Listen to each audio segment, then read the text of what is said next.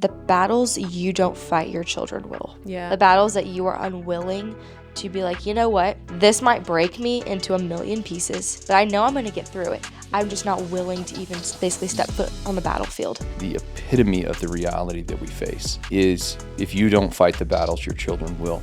But here's the problem with that. Statistically speaking, most children won't fight it either. And that's why you have generational curse of divorce that continues to happen over and over and over again. It is extraordinarily rare for children to supersede a level that their most toxic parent has taught them. Your blended family has a 100% chance of success when you do it God's way. We're Blended Kingdom Families, and we want to provide biblical resources to heal and restore families with a message of hope for the next generation.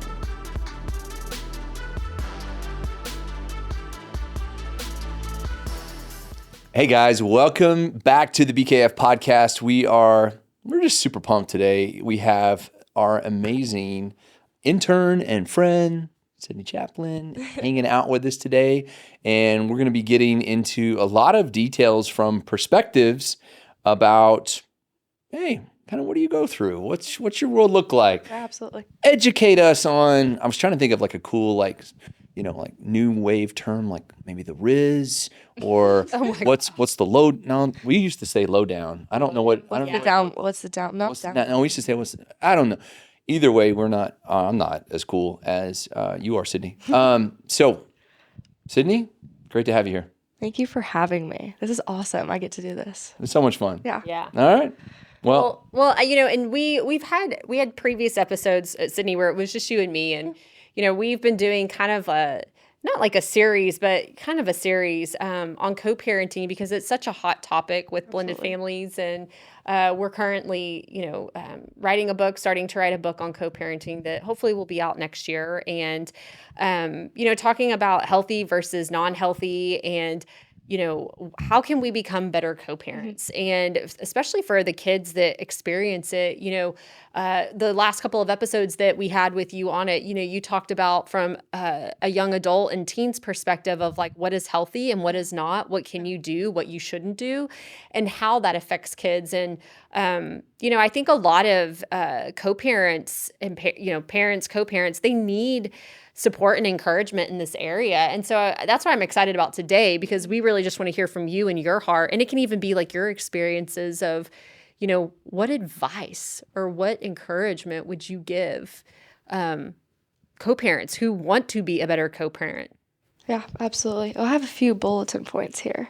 You always have your points. Always have my She's bulletin prepared, point. y'all. She is prepared. Yes, I'm OCD and type A. So we got all this. good. We got this going. Yeah. So I guess we'll just jump right into this. Yeah. Number one, communicate with your fellow parent and step parent.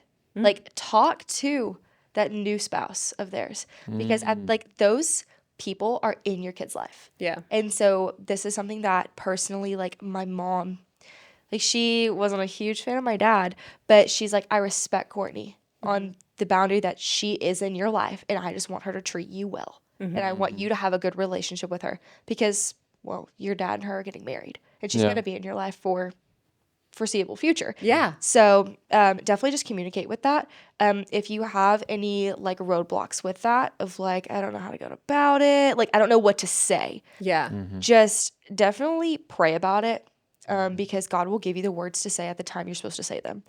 Pray about it. Well, I think it's really interesting. Let me just back this up with, you got to remember going into that relationship, there's not many relationships that you'll have in your life that are that personal that you walk into and they're like, that person already doesn't like me. Yeah. Like, you think about this, your parent gets remarried. Most of the time, I'm not going to say all, I'm saying most, they're probably not telling the most flattering stories about you. Yeah. Right. Yeah. You know what I'm saying? Yeah. So you're walking in, like getting introduced, and you're like, this person already doesn't like me. Yeah. And so they've heard all of my bad stories. They didn't hear any of my good ones. Yeah. They just heard my bad ones. Yeah. So it's challenging in that. You got to have a little bit of a thick skin and intentionality with Absolutely. with going forward. Well, I think what I heard from you, Sidney, from a kid's point of view is that you want all the parents involved. Like, Yes. You're encouraging parents, like, this isn't just between you and the bio parent. This is, like, include the step parent, because they are a parent of yours. And, we were kind of talking about this before we started the podcast, is that when everyone is in good communication, it's better for the child and the children that are involved. Yes, absolutely.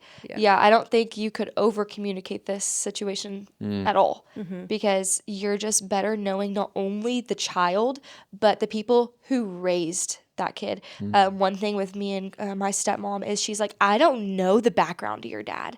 Like, he can tell her what he went through, but like, being a person who is willing and open to talk about the divorce and everything that it caused and like basically how that became what it is now.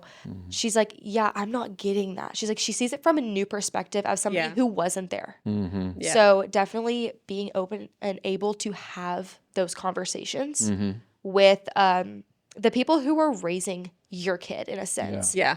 And just being, I guess, vulnerable with it, because they're seeing your story as if they're reading a book. They weren't there. Yeah. And so if you're saying something and your kid's like, oh yeah, it was this way, and you're like, oh no, it's sunshine and rainbows, they're gonna be like, what's happening? Yeah. And they're more likely to go with the kid's story, and then y'all will have trust issues later. Yeah. That's good. Wow. It's good. Good. Yeah. What does bullet number 2 hold? Bulletin number 2. Bulletin. I said bulletin. Yeah. Bulletin. Never ask your kids to choose. Like, never ask them to choose between parents. This just kind of sucks, not gonna lie. Like, it's so bad. Yeah. It's terrible for a kid. I did this a lot. I was forced to do it. It was like, well, you have to choose which parent you're gonna go see. You have to make a choice.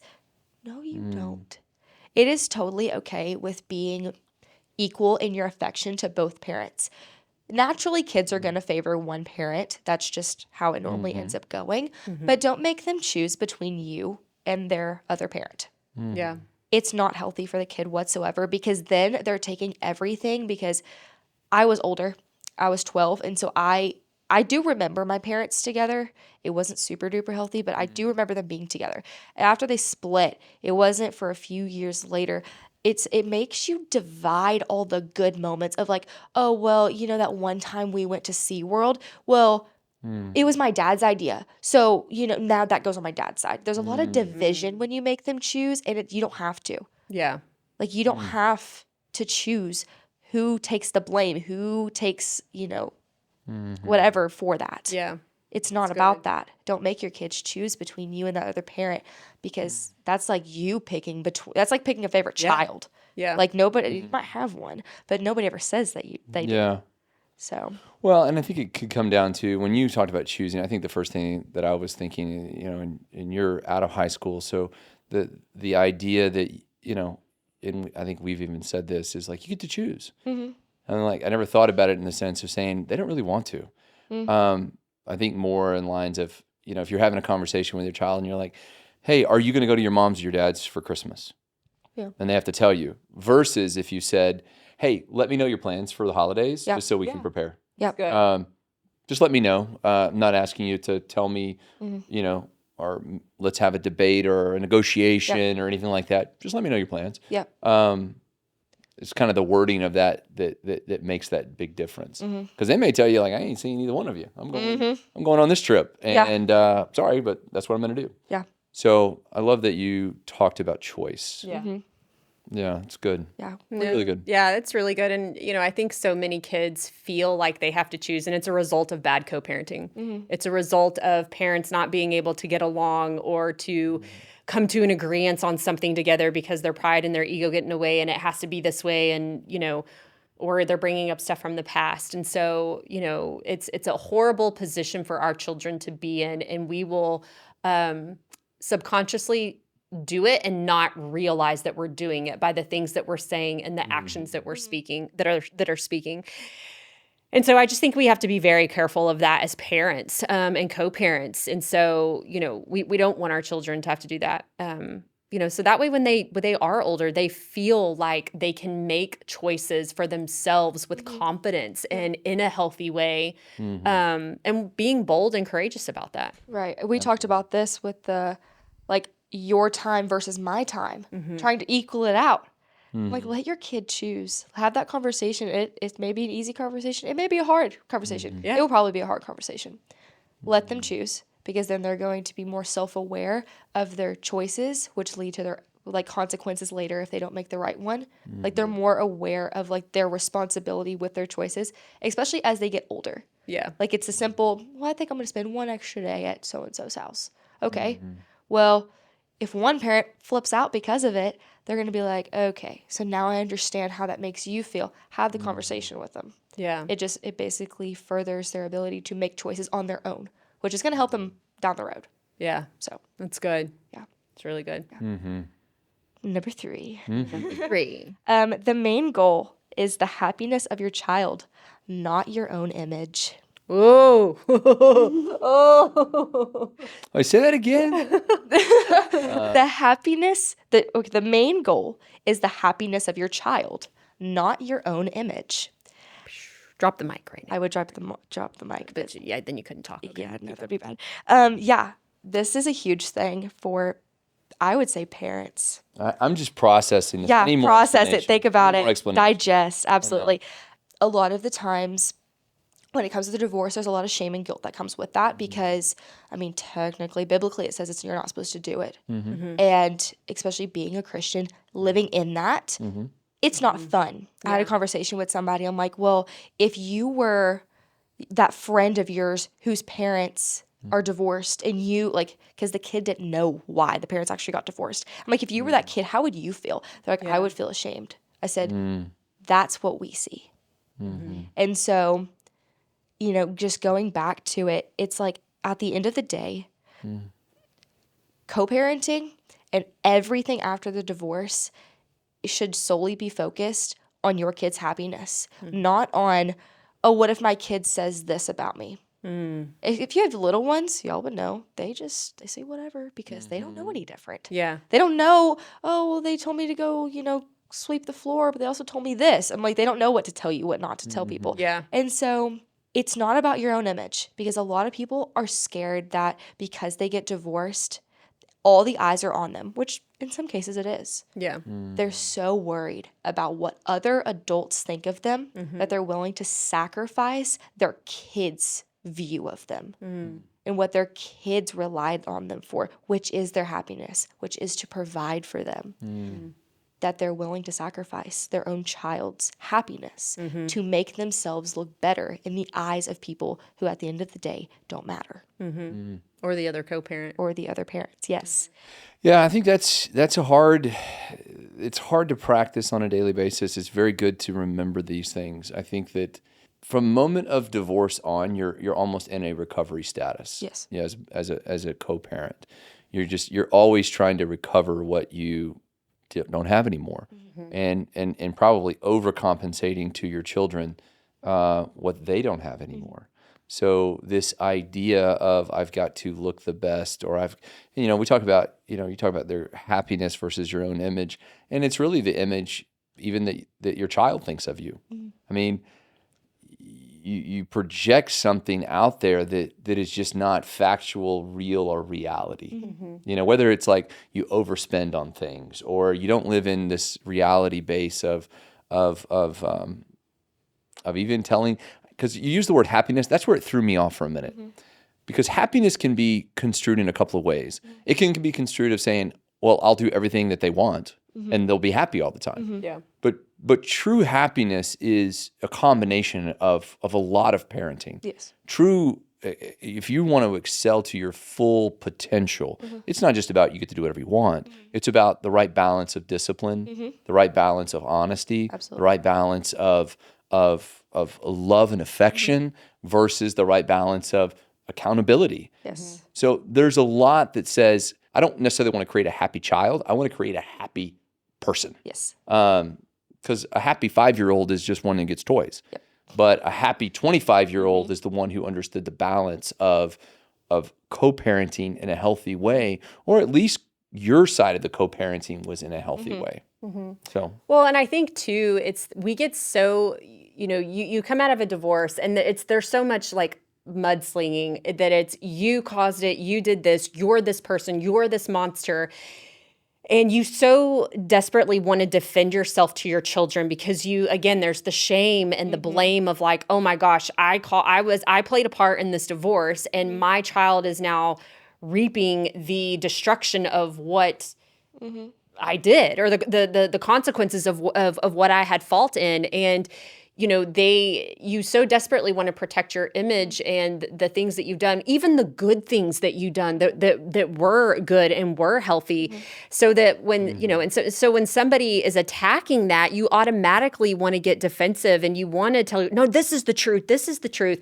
God sees it. And that's all that matters. Yeah. God sees your heart. He sees you in that prayer closet. He sees you praying. He sees you doing the good things. And as long as we are confident in who we are in Christ and our identity in Christ, it really doesn't matter what the other co-parent thinks about us. And so if we're so concerned with protecting our image against them or, other people to our children, we're going to lose sight of the very thing that is important. And it doesn't become about them. It becomes about self. Yeah, absolutely. Yeah. I heard something recently, and it's the battles you don't fight, your children will, which is so true in this case. Yeah. The battles that you are unwilling to be like, you know what, this might break me into a million pieces, but I know I'm going to get through it. I'm just not willing to even basically step foot on the battlefield. Yeah. Your children will fight. And it's so true, especially in blended families. Yeah. The things that you're unwilling to be like, you know what, I was wrong here. But you know what, I'm going to have to deal with that because I was wrong.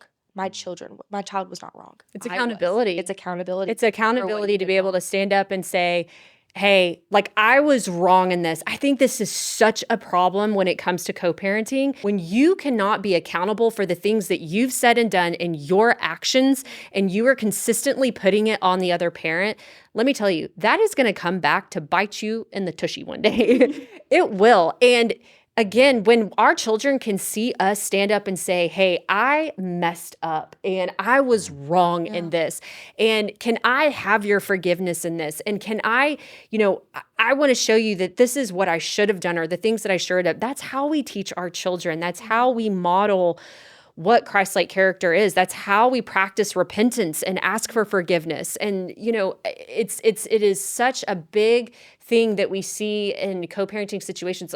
It's the finger pointing. Well, he did this, she did this, and da-da-da. Look at yourself and say, God, what did I do? Yeah. Search my heart. Show me where I was wrong so that I can be right with you and I can, ask for forgiveness and repent of those things. Because if I can't hold myself accountable, how am I going to teach my child how to hold themselves accountable? When they cannot take accountability for their actions, it's because of something that I've taught them. It's because of something that I've been unwilling to do. And like you said, they're going to, have to do that and experience that. Yeah. Yeah. I'm trying to reiterate that point with something additional that you didn't say, but I loved what you said, Sidney, and because it is the epitome of the reality that we face is if you don't fight the battles, your children will. But here's the problem with that is statistically speaking, most children won't fight it either. Mm-hmm. And that's why you have generational curse of divorce that continues to happen over and over and over again. It is extraordinarily rare for children to supersede a level that their most toxic parent has taught them. Mm-hmm. So they've taught them accountability is one of the hardest things to learn. Yeah. It is, and I think for women and men, we all have pride and ego. It gets assigned to men a little bit more frequently, but we all have it. The idea, and I said this to you the other day, you will never excel to what God created you to be if you do not understand accountability. Mm-hmm. You just won't. Mm-hmm. There's nothing more humbling than a person who says, I just messed up. Yeah. And I'm sorry I messed up. Yeah. And I'm gonna absolutely accept the consequences of my action. And it was really, I'm gonna tell this quick story. Because I was reading it to the boys last night. We were talking about the two criminals that were beside Jesus on the cross. And Case, my youngest, said, hey, I want to understand that story. I've been a Christian a long time, and I was like, I kind of want to understand the story too. So we read it last night, and here was the part that surprised me. So you had two criminals that were sitting on the right and the left of Jesus. One criminal says, if you're the Messiah, take us away from here. Right. And the other criminal says, no, we did our crime. Yeah. We deserve to be here. And because of his accountability, Jesus said, and you will join me today in paradise. An unbelievable representation of what accountability can escalate you to. When he said, no, our crime was committed. We deserve to be here. And Jesus said, because of that, you will join me today in paradise. And that was the marker of saying your accountability has now escalated you to heaven. How many other people are out there that are in that situation that just have absolute disillusion of accepting accountability? No. Sorry, that was good. Yeah. I was like, Absolutely. okay, got some chills on that one. I mean, I think it's just powerful. It's so powerful. Last bullet point. Yeah. Last one. Respect different parenting styles. Simple. It's not simple, but it's a simple thing to say, simple thing to be like, yeah, I can do that. It's harder Yeah. to do actually in person. Yeah. The biggest thing is definitely, this is literally my story being as a divorced kid, is like, and I didn't make the best decisions. I'm not ashamed of it. I know I did. It's part of my testimony now. Like at my dad's house, I would go. And we're going to church. We're going to midweek. We're going to all these things. We're going all Jesus-y, right? We're praying every day before bed. At my mom's house, didn't go to church. I would take myself when I was old enough to drive, but didn't go to church. Didn't go to midweek. Didn't pray. I was ashamed to read my Bible at my mom's house for the longest time. And drink whenever you want. Do whatever you want. My brother's 3 years older than I was. Wasn't involved in church really. And so I'm like, okay, well, this is who I'm looking up to. This is who I have to be. And I don't know if I was talking to you about this or somebody else earlier. You're living a double life when your parenting styles are so vastly different like that. Yeah. Which it's a blessing and a curse at the same time because you understand right and wrong. You see it from both sides. Like at my dad's house, I saw the Jesus-y side. At my mom's house, I'm like, this is the world. And I realize it now. But back then, I'm like, I just want to go over there because I can do whatever I want at 16 years old and whatever because my mom's there. She's the one literally providing me the environment to do this. So definitely from a parent's point of view, talk to the other person about this because especially when you get remarried, you're going to parent differently because you have another person there now to help you do that. Have that conversation, be like, hey, listen, this is what I'm thinking. And I'm not telling you have to explain every last detail of what you're going to say to your kid. You don't. That comes when the time is there. But explain, be like, hey, listen, this is what I'm thinking. Like we've talked about this. Me and my new spouse have talked about this and we're wanting to implement this. Whether like it's simply just a heads up. It's like, hey, this is what we would like to change. It's like instead of having a 10 o'clock curfew, we're going to give them an 11 o'clock curfew instead because we want them to be able to go out and make decisions by themselves to give them that accountability and that responsibility for their own actions like we talked about earlier. It's just a conversation to be had that needs to be had. Eventually, whether it's right off the bat or eventually when, in most cases, when problems start, it's still a conversation that you do need to have because it's a very important one. To go with that, if one parent is not cooperating, and then take it to your kid. And I don't say this to be like, okay, blab to your kid. Don't just like hate the other person and what they're doing in front of to the kid because that's not healthy. Just be like, hey, listen, I've noticed this, this, and this. What do you feel about it?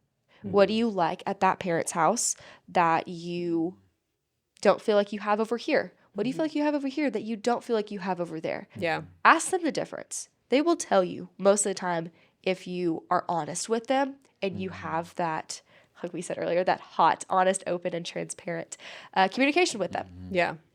They will let you know. And then maybe there's something that you need to change because you're not always in the right. Sometimes you're in the wrong. Be like, oh, yeah, this ain't working. I see it now. That's why they favorite this parent. Or, oh, this parent's not doing so good. How do I basically bridge the gap to make it easier for my kid to not have to live the double life, because then it causes identity issues in your kid. Because they're like, well, what do I want to do? Am I going to go to my dad's house and be this lovely little young Christian? Or am I going to go to my mom's house and get drunk every Friday night because, well, I can? Yeah. So, Yeah.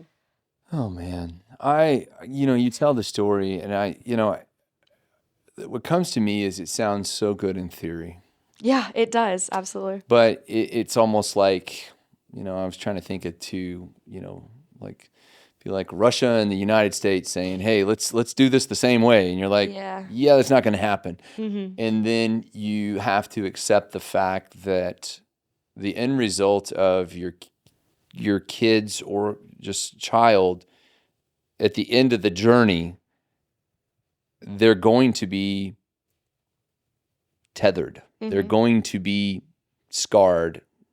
They're going to be, it's like they've gone through the fire and they've come out and they've come out of the fire, but they're not going to be, they're different than other kids. I don't know how other than to say it. It's just, they're different. It's just different. You and I both came from blended families. We understand the result of actions. And these are the stories that they get to tell. You get to tell your story, Sidney. And uniquely, I know your story. Yeah. Your father has been my best friend for 36 years. I know everything about your story. And I get to see the end result, which is a beautiful, intelligent woman who is carving a path for Jesus and has a complete story and testimony to tell people.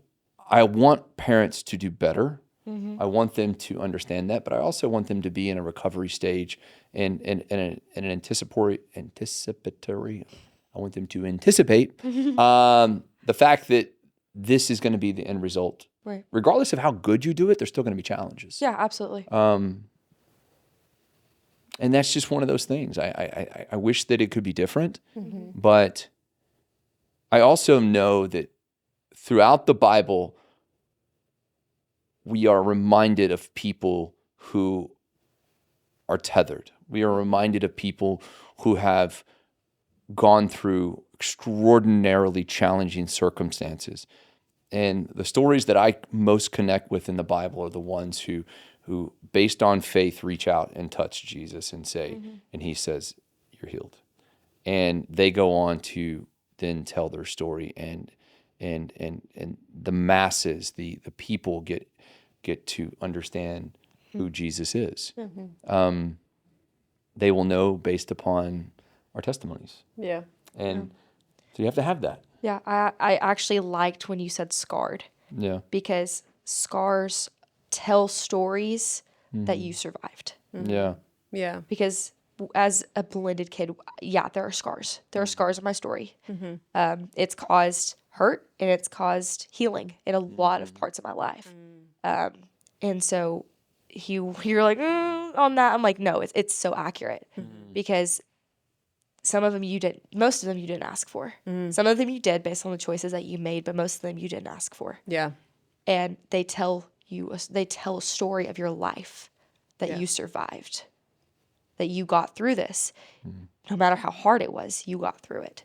Yeah. So now go tell that story because you have the scar to show that you went through that. Yeah. It's good. Yeah. It's really good.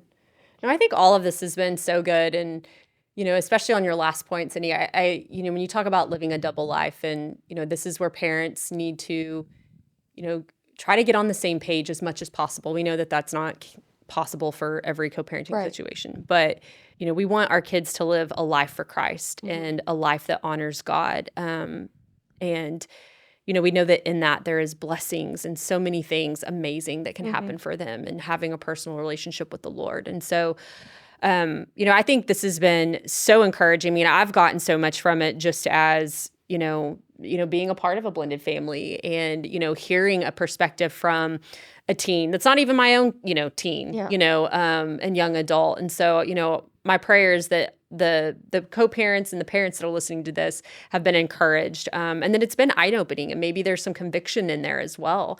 So I just want to encourage everybody that if you've been following, all this co-parenting, the episodes that we've been doing, I'm just getting in prayer and just asking the Lord, like, okay, God, in all of this, like, where is my heart? Show me the things that you want to expose, and how can I be a better co-parent? How can I love my co-parent well, even though I may not like them? How can I love them well from a distance? Lord, what do you want me to be praying about for them? Pray for your co-parent. That will change your heart. So, Sid, thank you so much for joining us. It's been so awesome. Wait, one more thing. By the way, if you want more of Sidney and her amazingness and her roommate, Jersey, both of them are, I guess you're not a freshman, you're a sophomore now? I'll be a junior technically. I'm sorry. Yeah, a junior at Abilene Christian. They are the ambassadors for Blended Kingdom Teens. Yes. Which is a whole nother podcast. Yes. They have a devotional book.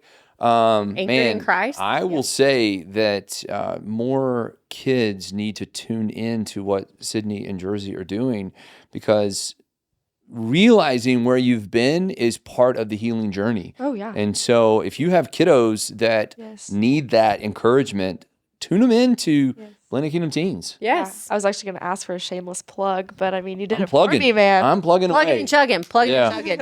All right, guys. Well, thank you so much for being a part of the podcast today. Don't forget to subscribe to our YouTube channel or on Audible, wherever you listen, and join us next week for another Blended Kingdom Families podcast. We'll see you soon. Be blessed in all that you do. Take care.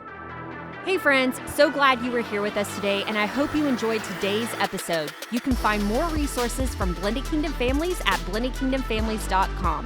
Join us again next time as we talk about more blended family topics. Be blessed in all that you do, and remember, nothing will be impossible with God.